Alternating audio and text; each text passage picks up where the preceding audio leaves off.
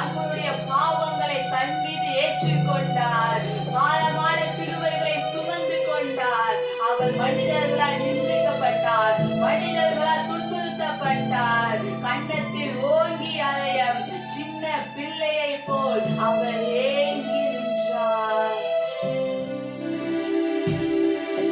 கன்னத்தில் அவன் ஓங்கி அறைய சின்ன பிள்ளை போல் ஏங்கி நின்றார்.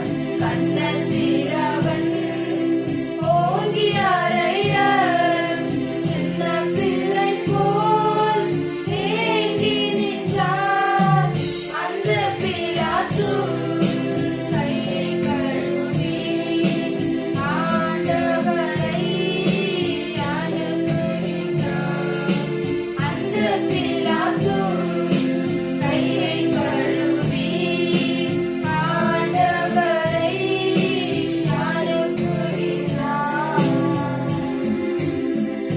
இயேசு பாரமான சிலுவை என்று கூட பாராமல் உங்களுக்காகவும் எனக்காகவும் சிலுவையில் சுமந்தாரே.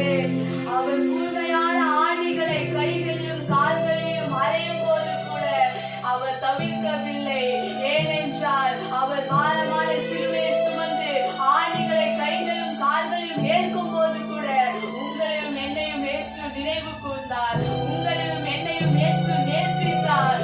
இன்று வரையுமாய் உங்களையும் என்னையும் இயேசு விரும்புகின்றார்.